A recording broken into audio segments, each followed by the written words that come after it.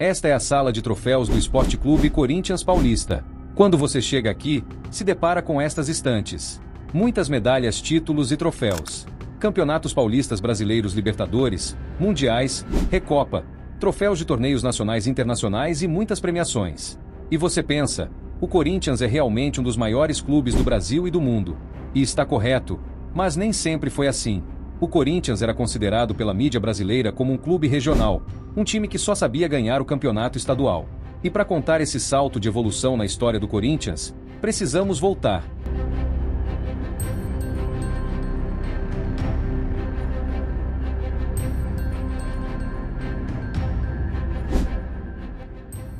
O Corinthians completava 4 anos de existência, e na Europa iniciou um dos maiores conflitos mundiais.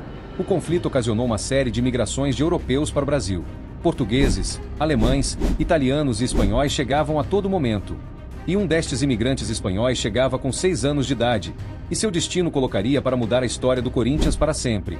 Vicente Matteus fez fortuna ao empreender na construção civil. Morando em São Paulo, começou a ter o Corinthians como time favorito para torcer. Em 1934 se tornou sócio do clube e se aproximou da administração, começando a participar de decisões internas do clube. Chegando ao cargo de diretor de futebol nos próximos 20 anos, o Corinthians na época enfrentava uma crise de títulos de 10 anos. O último título paulista tinha acontecido em 1941, voltando a vencer o torneio novamente em 1951. E o maior desejo de Vicente Matteus era fazer o Corinthians a vencer campeonatos expressivos, custe o que custar. Em 1959, Vicente chegou de fato à presidência do clube e ficou até 61, sem ganhar nenhum título. Seu sucessor, Vadielu, ao contrário, ganhou 10 títulos ao longo de 10 anos de 1961 a 1971. Mas nenhum deles era considerado como títulos de expressão. Ganhar um paulista e brasileiro era mais cobiçado do que qualquer outro campeonato. E era muito difícil, a rivalidade entre as equipes de São Paulo era surreal, e o Corinthians estava atrás de Palmeiras e Santos. O Palmeiras, por exemplo, de 61 a 71 já tinha 17 paulistas. Depois chegou uns títulos brasileiros por fax, mas isso é para outra história. O Santos 12 paulistas e 6 brasileiros, o Corinthians com 15 paulistas, só ficava à frente do São Paulo com somente 10 taças. E para todo bom corintiano, as coisas ainda podem piorar antes de melhorar. O jejum do Corinthians a essa altura já beirava 23 anos sem títulos paulistas, quanto mais ganhar o primeiro campeonato brasileiro. Foi aí que Vicente começou sua engenharia. Em 1972, após um amistoso contra o Besiktas da Turquia, promoveu Vladimir com 17 anos para o profissional. Após a Portuguesa liberar o passe de Basílio para atuar em outro clube, Vicente vê a oportunidade de trazer o meio-campista para substituir Rivelino, que tinha deixado o Corinthians em 74. Em 75, Basílio chega. No mesmo ano, no time de Botafogo de Ribeirão Preto surgia 2 destaques da equipe, Sócrates e Geraldão. Vicente consegue trazer em primeiro momento Geraldão. No dia 13 de outubro de 77, os 3, junto com Zé Maria, que já estava na equipe, vencem o Paulista e quebra o jejum que assombrava quase 23 anos.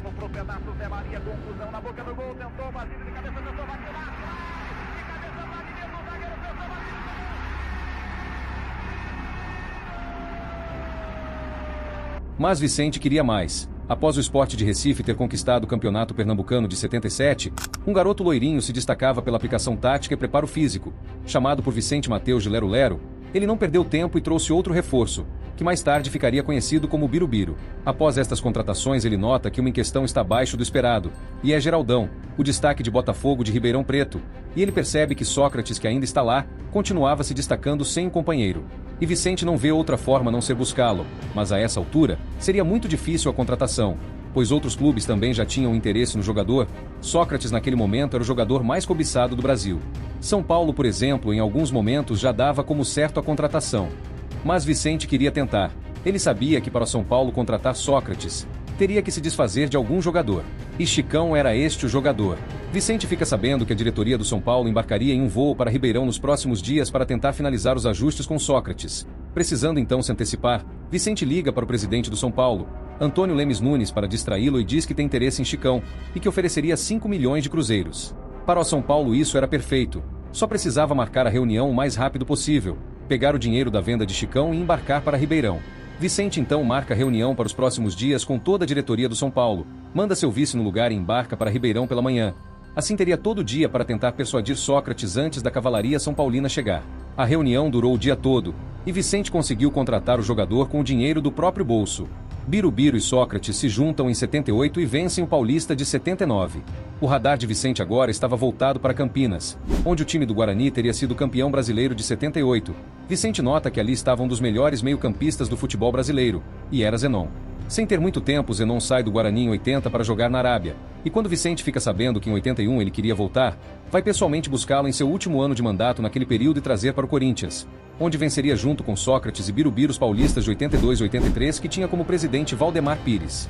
Quando Vicente volta para o terceiro mandato em 87, o Corinthians era o único paulista a ainda não ganhar o Campeonato Brasileiro, pois Palmeiras já teria ganho em 72 e 73, São Paulo em 77 e 86, e no interior o Guarani em 78, fora de São Paulo, o Bahia já era bicampeão, o Sport já tinha um título e o Coritiba outro. A pressão em cima do Corinthians por toda a mídia que considerava-o como um time regional, por só ganhar estaduais, era enorme. Coincidentemente, estes anos foi a época que a torcida do Corinthians mais crescia perante todos os seus rivais. Mas a pressão por seus arquirrivais era maior. O Palmeiras, desde o segundo mandato de Vicente até o início do terceiro, já tinha 2 brasileiros, o São Paulo mais 2. O Corinthians só o superavam em números de paulistas. Em 1990 o Corinthians já tinha ultrapassado todos, acumulando 20 títulos, contra 12 do São Paulo, 19 do Palmeiras e 15 do Santos, mas o brasileiro era o objetivo.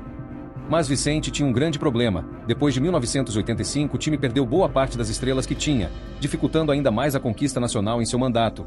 E em 88 ele não via outra alternativa a não ser dar oportunidades a jovens jogadores da base, como Ronaldo, Marcelo de Gian, Wilson Mano e Márcio. Em 89 ele vai até o rival Palmeiras para trazer um meio-campista que destruiria o campeonato do ano seguinte, Neto. Após a chegada de Neto, o Corinthians acerta o empréstimo de um jogador que ficou conhecido como Talismã da Fiel. Tupanzinho era um atacante que veio para substituir Viola, que seria emprestado em 90. Após a final do Paulista de 90, conhecida como a final caipira disputada entre Bragantino e Novo Horizontino, e vencida por Bragantino, Vicente dá a chance para o jovem técnico Nelsinho Batista, que era o técnico vice-campeão paulista daquele ano, mesmo sem acreditar muito na performance dele, pois julgava muito jovem para ser técnico do Corinthians. Nelsinho chega e faz algumas exigências para Vicente, como jogar no Pacaembu ao invés do Morumbi. Segundo Nelsinho, os próprios jogadores pediram isso porque o Morumbi era muito espaçado e deixava o torcedor corintiano muito longe, e para vencer o brasileiro daquele ano, eles precisavam muito da ajuda da torcida inflamando os jogos. Vicente acatou o pedido mesmo contrariado porque iria diminuir a arrecadação do Corinthians nos jogos, pois o Pacaembu era menor e assim teria que vender menos ingressos que no Morumbi. Nelsinho também pediu para trazer o atacante Paulo Sérgio, que estava emprestado para o Novo Horizontino e tinha sido vice-campeão com ele, e Vicente também acata. Assim Nelsinho monta o esquadrão, mas ainda não era nem de longe o favorito para o brasileiro de 90. Grêmio, São Paulo, Bahia e Atlético Mineiro, por exemplo, eram os franco-favoritos. E a teoria se confirmava quando no início do campeonato o Corinthians perderia por 3-0 para o Grêmio, 1-0 para o Cruzeiro. O Corinthians só venceria o primeiro jogo em cima de seu rival Palmeiras, em um jogo muito disputado onde Neto marcou um golaço de falta, e após um escanteio a zaga do Palmeiras se atrapalha e marca contra.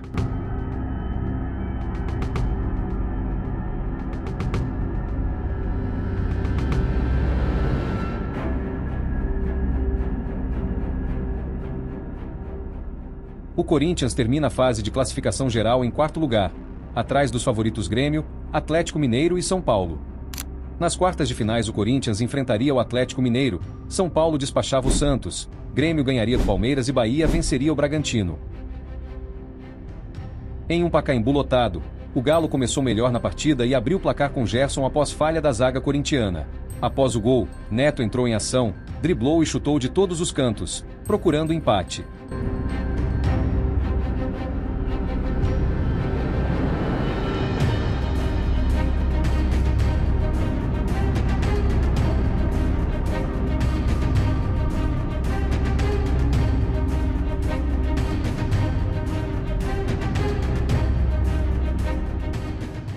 Mas foi através de um cruzamento de Paulo Sérgio que Neto de cabeça conseguiu empatar. Foi o bastante para a torcida empurrar ainda mais o time em busca da virada.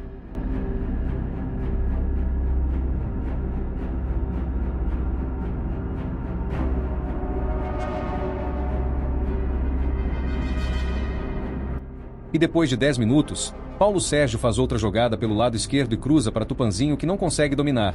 E sobra para Neto encher o pé e virar a partida para 2-1. No segundo jogo, o Corinthians armou o time na defesa e segurou o jogo em 0-0 para eliminar um dos favoritos ao título e passar para semifinais contra o Bahia. No Pacaembu, o Bahia, que jogava pela vantagem de 2 empates, Aos 2 minutos de jogo abria o placar com Wagner Basílio com uma paulada de falta.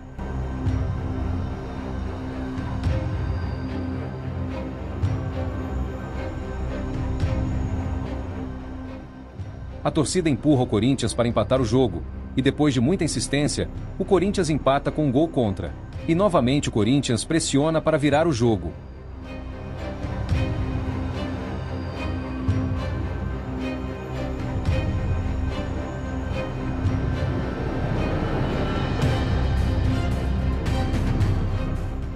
No começo do segundo tempo, Ronaldo salvou o Corinthians defendendo a bola com os pés.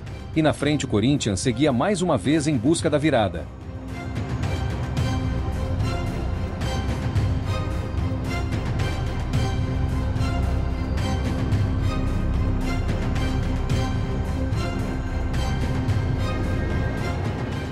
E em uma falta feita pela defesa do Bahia, Neto chapou a bola e virou novamente a partida para o Corinthians, 2-1.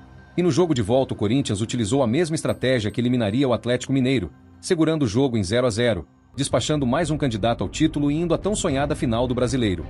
O improvável Corinthians, desacreditado por toda a mídia, superava favoritos um atrás do outro, e estava lá, pronto para enfrentar o maior de todos os favoritos no Campeonato Brasileiro de 90. São Paulo, além de ter a vantagem pelo empate, ainda tinha no elenco Raí e Ricardo Rocha titulares da seleção, Cafu, Antônio Carlos, Elivelton, Leonardo e Zete. Ao contrário dos jogos anteriores que o Corinthians tomaria gol no início do jogo, dessa vez o Corinthians abre o placar com Wilson Mano aos 4 minutos do primeiro tempo.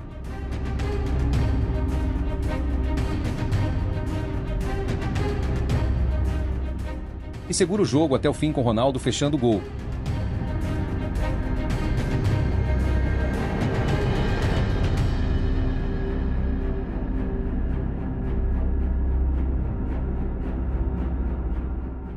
E Neto tentando ampliar.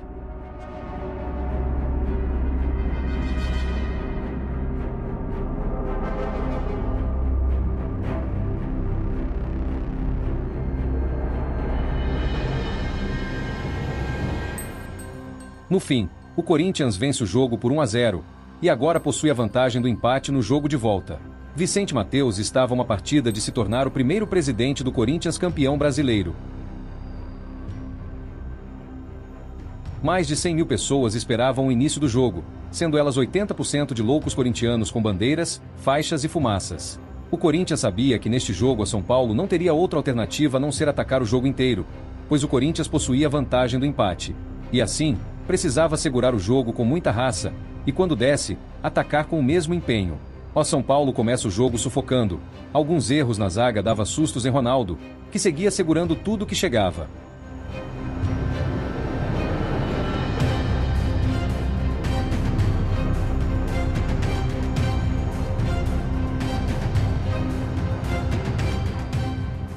Na frente, Neto, Tupanzinho e Fabinho não conseguiam fazer muita coisa.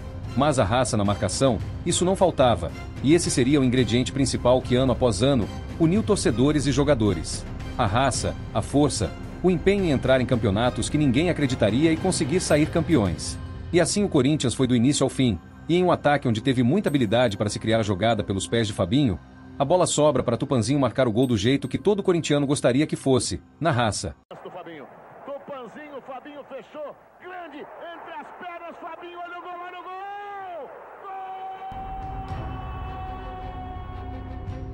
O Corinthians se tornaria naquele dia campeão brasileiro. Vicente Mateus fecharia seu legado um ano depois. Desde pagando jogadores com dinheiro do próprio bolso, buscando jogadores pessoalmente, ludibriando dirigentes rivais para contratar jogadores antes deles, desfazendo de uma renda maior de público para deixar o torcedor mais perto dos jogadores e até arcando com todas as promessas que fazia para cada jogador, com um único sonho, fazer o Corinthians tão grande quanto seus rivais. E isso se estendeu daquela tarde de domingo ao resto da história do Corinthians. Foram mais 6 brasileiros, dezenas de paulistas, 3 Copas do Brasil, Libertadores de forma invicta, ganhando de um time que fechava a boca de brasileiros e passou seu arquirrival conquistando 2 títulos mundiais. Sem dúvidas que durante todos esses anos, Vicente sabia que o torcedor do Corinthians, sendo a torcida mais fiel a um clube, merecia ver o seu time ser um dos tops do mundo, e a missão era cumprida: tirar o Corinthians de um time regional, para transformar em um dos maiores clubes mundiais, e para isso precisava vencer um único campeonato em questão: o Brasileiro de 90. E ele conseguiu.